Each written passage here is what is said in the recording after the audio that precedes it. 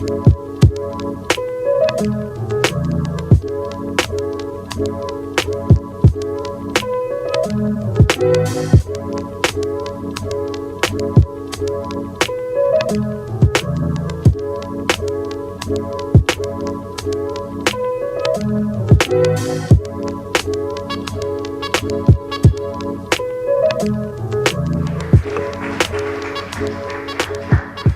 I'm Jerry. This is Bright.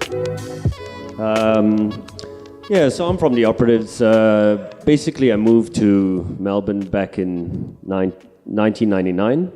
I first moved to Sydney, and then I realized that I didn't want to be in Sydney, and I moved to Melbourne quickly a year later.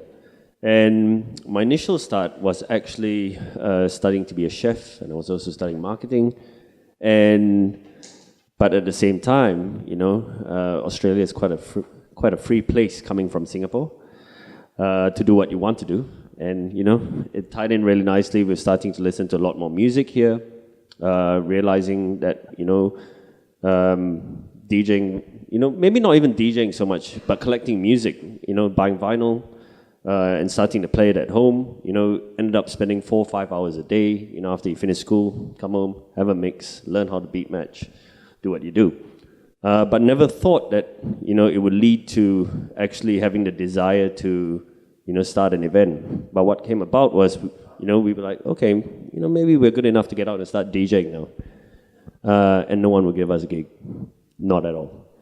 And it was kind of hard in two different ways, because one, not being from here, you kind of didn't have the accessibility or the kind of history to know who was doing anything here. And so, we eventually decided to start our own gigs. And after starting our own gigs, at the point we were about to start our own gigs, actually, a friend of mine said, do you want to play at the public bar on the corner of Victoria Street? So that was a great start, because there's $1 pots on a Monday night, back in 2000, I think it was, or 99 actually. Yeah, so $1 pots on a Monday night, place was packed, great. Started doing our own gigs. Once we started doing our own gigs, we started actually getting threats, death threats, because, we shouldn't be here doing shows. So that kind of pushed us on to a certain, because it was quite strange. You would think, immediately a music community would be all-inclusive, more people. And that general reaction from the start kind of told us that, that's not the way we want to have it, And as it progressed on, we started a company called Element Sound Collective, which I was not allowed to be part of because I was still an international student. And we did our gigs. We started touring. We toured a lot of drum and bass things. But everyone from, Goldie, to Ronnie Size, Cash Money, and the very first gig that we actually did as well with an international, we lost a ton of money, which was a good starting lesson on where you can actually be and how difficult it was going to be.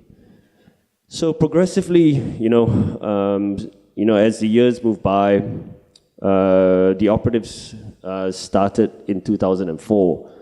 And I had this thing where I wanted to really develop and push more artists from the Asia Pacific. And, predominantly guys from New Zealand, from here, and from Asia, or wherever it was.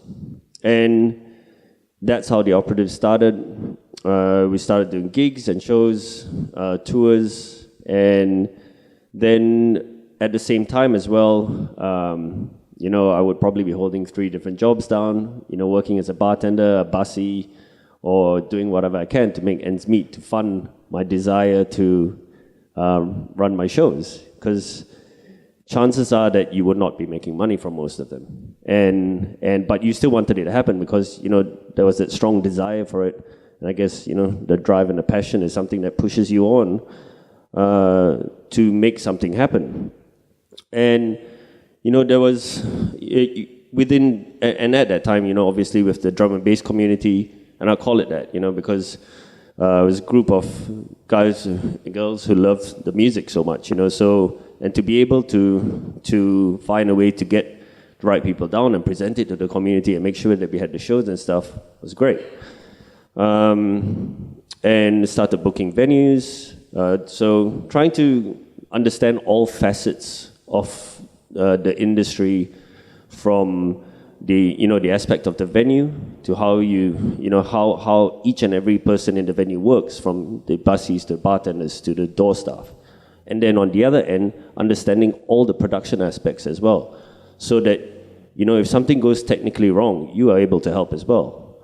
And then on the other side of it, promotion, marketing, and so just trying to understand all facets of the industry, and getting a job in it to learn it from the best people you could. Fast forward to 2006, I got this was the second interview I went for in my life, but a job with the Red Bull Music Academy when it was in Melbourne.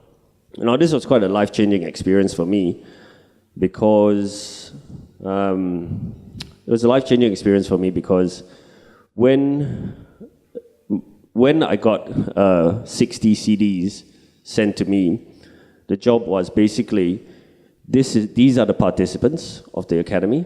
You guys have to listen to the music and match them up to whoever the engineers or lecturers or guest speakers at the academy were, and you have to do a bunch of shows over a period of time. So we were the bookers, we do the shows. And some of the CDs that I went through, even though I knew a little bit about that at the time, right now, there were guys like Flying Lotus, Andrea Treya, Aloe Black, Odyssey, Black Milk, and these were the participants. And we knew a little bit about them at the time, and it's like, okay, cool. And then you get the lecturers, everyone from Benji B to Wajid to Joe Batan, who started, your Latin disco scene, or the Mizell brothers who produced Jackson 5.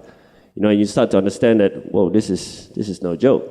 And the main thing that it kind of opened up in my mind was breaking down genres at gigs, which, because we had so many people there, it allowed us to really do that and turn things into more of a music gig, or good music gig, rather than specifically a hip-hop show or drum and bass show. So, which is kind of the ethos that it comes to today for us as well, that the core thing that we want people to have is something that's kind of all-encompassed, with presenting quality in its form, but from your visuals or your production, from the visuals through the production to just setting up, just changing a room and making sure that it looks different, it looks as good as possible, utilizing the latest technology of projection mapping when it was coming through strongly, or filming and using 360 video, or we're working on a VR thing with a couple of people now. So there's a few different ideas, and that was kind of the perspective that I took from that. And fast forward to now, I've done 3 North American tours with Flying Lotus as well, both DJing but also running all the back end for the tour and ensuring that the production works.